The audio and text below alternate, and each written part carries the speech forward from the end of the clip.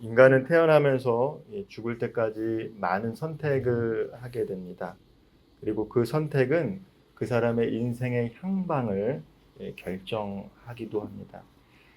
짜장면을 먹을 것인가 짬뽕을 먹을 것인가는 그 선택은 기호의 문제이지만 어떤 사람을 만나 결혼을 할 것인가, 그리고 어떤 직업을 가질 것인가, 어떤 터전으로 옮길 것인가는 그 사람의 인생과 가치관을 드러내는 선택이기도 합니다. 오늘 함께 읽은 본문에는 예레미야가 그동안 힘들었던 상황을 정리하고 어찌 보면 평안한 삶을 살아갈 수 있는 선택을 할 수 있음에도 불구하고 포기하는 장면이 기록이 되어 있습니다. 선택의 기로에서 예레미야는 하나님의 말씀을 선포했던 대로 선택했다라는 것들을 오늘 우리들에게 말씀해 주고 있습니다. 유다가 바벨론에 의해 멸망당한 뒤 유다의 많은 지식인들이 포로로 끌려갔습니다. 그리고 그 속에는 예레미야도 있었습니다. 포로로 끌려갔던 사람들은 지식인층이나 기술이 있던 사람들을 위주로 데리고 왔기 때문에 유다에 남은 사람들은 흔한 말로 별 볼 일 없는 사람들만 유다에 남은 상황이죠. 그런데 이 바벨론의 사령관 느부사라단이 유다의 백성과 왕에게 바벨론에게 항복하라고 메시지를 전했던 예레미야를 알아봤던 것 같습니다.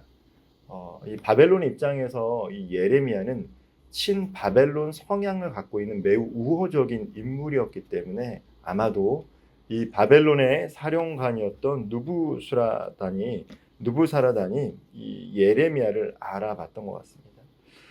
이스라엘 입장에서 예레미야는 어떻습니까? 계속해서 이것이 하나님의 뜻이다라고 이야기하면서 이 바벨론 왕에게 순종해라, 바벨론 왕을 섬기라라는 메시지를 전했죠. 그때마다 이 예레미야는 동족들에게 배척당하고 심지어 생명의 위협을 느끼는 순간들을 맞이하게 되었습니다. 그런데 정말로 이 바벨론이 침략을 해서 많은 포로를 끌고 갔을 때, 그 수많은 사람들이 절망 속에서 끌려가고 있을 때, 마치 도축장으로 끌려가는 소처럼 끌려가고 있을 때, 그 바벨론의 느부사라단이라는 이 사령관이 예레미야를 알아본 것입니다. 40장 1절 오늘 말씀을 제가 다시 한번 읽어보도록 하겠습니다. 사령관 느부사라단이 예루살렘과 유다의 포로를 바벨론으로 옮기는 중에 예레미야도 잡혀 사슬로 결박되어 가다가 라마에서 풀려난 후에 말씀이 여호와께로부터 예레미야에게 임하니라.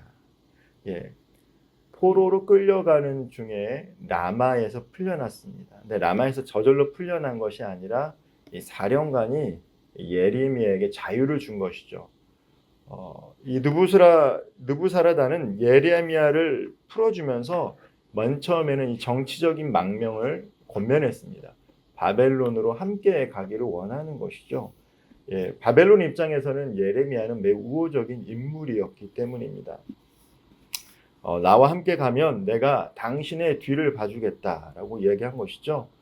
바벨론에 권세가 있는 사람이 자신의 뒤를 봐주겠다라고 하면 어떻습니까? 보통 사람이었으면 아마 쫓아갔을 것입니다. 그런데 어떻습니까? 예레미야는 그것을 선택하지 않았다라는 것이죠.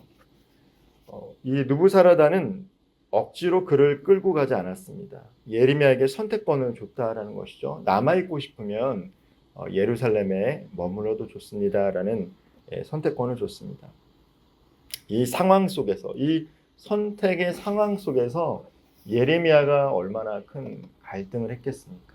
아무리 하나님의 말씀을 담지한, 그리고 그 말씀을 선포하는 선지자라 할지라도 우리와 똑같이 육신의 옷을 입고 있는 사람으로서 많은 사람들에게 수치와 모욕을 당하고 배척을 당하고 심지어 죽음의 위기까지 경험했던 예레미야로서는 자신이 하나님의 말씀을 선포하고 그대로 이루어졌을 때 동족들에게는 매우 비참한 상황이지만 한편 자기는 얼마나 큰 희열감을 느꼈겠습니까? 정말로 하나님이 내게 말씀하신 것이 맞구나, 그리고 말씀하신 대로 이루어지는구나 라고 생각하면서 그동안 자신을 무시했던 유다 사람들, 자신을 배척했던 유다 사람들, 심지어 자신을 죽이기까지 작정했던 유다 사람들을 외면한 채 어쩌면 이 바벨론으로 같이 갈 수도 있었을 것입니다.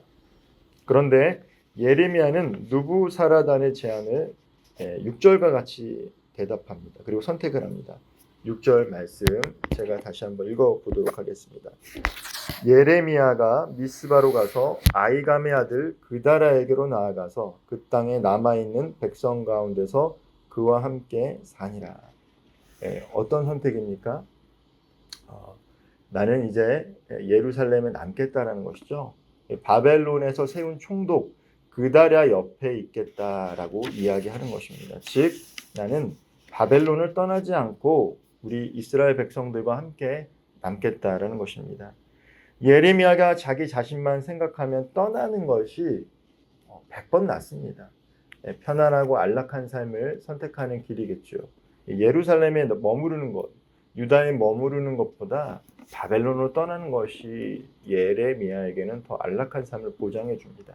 그럼에도 불구하고 예레미야는 남아있는 사람들과 함께 하기로 합니다. 특별히 남아있는 사람들은 바벨론에서도 데려갈 필요가 없다라고 느끼는 사람들이었다는 것이죠. 근데 예레미야는 그들과 함께 하기로 선택한 것입니다. 그가 결정을 내리는 것은 그의 가치관과 인생관을 드러냅니다. 하나님의 말씀을 선포했던 대로 그는 하나님의 말씀에 우선순위를 두는 선택을 한 것이죠. 편안하거나 안락한 삶을 선택했던 것이 아닙니다. 예레미야가 추구한 중요한 가치는 하나님이 주신 사명이었습니다.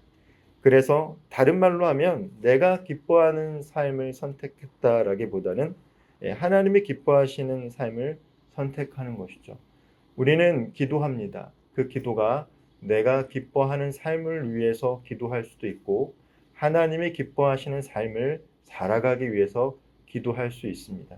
똑같은 시간을 들여서 기도할 수 있지만 내가 기뻐하는 삶을 살아가기 위한 기도를 할 수도 있고 한편으로는 내가 원하는 삶이 아니라 불편하지만 하나님께서 원하시는 삶을 살아가도록 기도할 수 있다라는 것이죠. 예레미야의 선택은 폐허가 된 유다 땅, 자신을 모욕했던 동족들과 함께 남는 선택을 했습니다. 우리가 오늘 이 말씀을 읽을 때 이것이 쉬워 보일 수 있지만 당연하지, 선지자니까 이런 선택을 해야지라고 생각할 수 있지만 예레미야도 말씀을 전하는 저와 또 말씀을 듣는 성도님들과 별반 다름이 없는 똑같은 사람이다라는 것을 생각할 때 그는 감정에 치우쳐져 선택했던 것이 아니라 그 감정과 상관없이 하나님께서 주셨던 그 말씀대로 선택했던 것들을 엿보게 됩니다. 예레미야는 예루살렘의 회복을 예언하면서 아나돗에 있는 밭을 사기까지 하나님의 말씀을 신뢰했던 사람입니다. 70년 동안 폐허가 될 것이다 라고 얘기했던 사람이 아나돗에 있는 밭을 샀다는 것은 무엇입니까? 결국 하나님이 회복시켜 주실 것이다 라는 것을 예레미야는 믿었다라는 것이죠. 지금이 어떤 상황입니까? 포로로 끌려가는 매우 절망적인 상황입니다. 그런데 예레미야는 그 절망적인 상황에서 오히려 하나님의 회복의 메시지를 굳게 믿으며 바벨론을 선택하는 것이 아니라 여전히 유대 땅에 남겠다라고 선택을 하는 것입니다. 예레미야뿐만 아니라 오늘 함께 말씀을 읽는 저와 성도님들도 늘 선택의 기로에 섭니다. 하나님을 기쁘시게 하는 선택이 곧 우리의 삶 가운데 진정한 평안을 주심을 믿고 선택의 기로에서 하나님을 기쁘시게 하는 선택을 하는 저와 성도님들 되기를 주님의 이름으로 축원드립니다. 예레미야는 느부사라단의 권면을 듣고 아이감의 아들 그다랴에게 갔습니다. 느부사라단이 권면한 거죠. 유다 땅에 그다랴라는 총독이 있다. 둘 중에 하나 선택하라고 이야기한 것입니다. 또한 유대 사람들은 바벨론 왕이 세운 총독 그다랴에게 몰려들었습니다. 폐허가 된 그 땅에 그다랴가 또 민족을 모으는 지도자로 세워졌기 때문에 많은 사람들이 자신의 유익을 쫓아 그다랴에게 모이기 시작합니다. 정치적인 성향이 정반대임에도 모이는 것들을 바라보게 됩니다.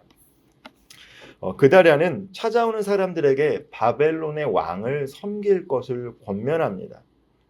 그 길이 그들에게 유익이 될 것이라고 오늘 읽었던 9절 말씀을 통해서 그다랴는 예레미야가 전했던 그 메시지를 동일하게 반복적으로 이야기하고 있습니다. 바벨론 왕을 섬기십시오. 그 길이 우리에게 유익을 주고 평안을 준다라는 것이죠. 그리고 그다랴의 말에 따라 유다 사람들은 바벨론의 왕을 섬기기로 했습니다. 그때 이제 어떠한 일들이 일어납니까? 12절 말씀 제가 다시 한번 읽어보도록 하겠습니다. 그 모든 유다 사람이 쫓겨났던 각처에서 돌아와 유다 땅 미스바에 사는 그다랴에게 이르러 포도주와 여름 과일을 심히 많이 모으니라. 12절 마지막 절을 보면은 포도주와 여름 과일을 심히 많이 모았다라고 합니다. 폐허가 되었던 유다 땅 가운데 하나님께서 소출을 주셨다라는 것이죠. 그 땅이 회복되고 있음을 상징적으로 드러내고 있습니다. 폐허가 된 땅에 그다랴가 왔고 그다랴가 예레미야가 전했던 그 메시지 바벨론 왕을 섬기십시오. 그리고 비로소 이스라엘의 남은 자들이 바벨론 왕을 섬기기 시작할 때 하나님께서는 포도주와 여름 과일을 많이 모으는 회복을 허락하신 것입니다. 이 말씀은 하나님의 말씀에 순종하는 삶, 하나님께서 기뻐하시는 것을 선택할 때 그 백성이 누리는 축복이 무엇인지를 상징적으로 보여주고 있습니다. 하나님은 이스라엘 백성들을 통치하시는 진정한 왕이 되기를 원하셨습니다. 그러나 이스라엘 백성은 그들의 참된 목자를 버리고 헛된 신에게 미혹되어 자신의 모든 것을 잃어버리게 됩니다. 바벨론의 포로가 된 것이죠. 하나님을 떠나 사는 인생이 자유로운 것 같지만 하나님을 찾지 않은 인생들은 결국 자신이 원하는 것을 추구하다가 죄와 정욕에 예속되는 삶을 살기 마련입니다. 하나님의 통치 아래 하나님의 다스림 안에 사는 것이 복인 줄 믿습니다. 말씀을 마무리하겠습니다. 우리의 삶에 진정한 하나님의 통치가 이루어지기 위해서는 날마다 하나님의 은혜를 의지하고 진리의 말씀을 좇아 살아가야 합니다. 어느 한순간도 하나님의 인도하심이 필요 없을 때가 없습니다. 우리는 늘 하나님의 인도하심 따라 살아갈 때 평안을 누리는 것입니다. 오늘도 많은 선택의 상황 속에서 하나님께서 기뻐하시는 것을 선택하심으로 하나님께서 그분의 자녀들에게 허락하신 복을 누리고 선하신 하나님의 통치, 다스림을 경험하는 은혜의 하루가 되기를 주님의 이름으로 축원드립니다. 기도하겠습니다. 사랑과 은혜가 풍성하신 하나님 감사합니다. 오늘 이 새벽 가운데 우리들에게 선택의 갈림길에서 하나님께서 원하시는 것, 또 하나님께서 기뻐하시는 삶을 선택하고 이 자리에 나와 매일 새벽 제단을 쌓으며 기도할 수 있도록 허락하시니 감사합니다. 인생을 살아가면서 세상 가운데 우리 눈에 좋아 보이는 것을 선택하며 살아갈 때도 있음을 고백합니다. 그때마다 하나님의 말씀에 인도하심을 받으며 또 하나님께서 우리들에게 허락하신 은혜를 기억하며 내가 원하는 삶, 내가 기뻐하는 삶이 아니라 하나님께서 원하시는 삶을 놓고 기도할 수 있는 저와 우리 모든 성도님들 되게 하여 주옵소서. 오늘 하루도 하나님의 인도하심 아래 하나님의 자녀로서 하나님의 백성으로서 누릴 수 있는 복을 충만히 누리게 하여 주시고 오늘 하루도 주님과 늘 동행하며 하나님의 날개 아래 보호받는 인생들 되게 하여 주옵소서. 이 모든 말씀 우리 구주 예수 그리스도의 이름으로 기도하옵나이다. 아멘.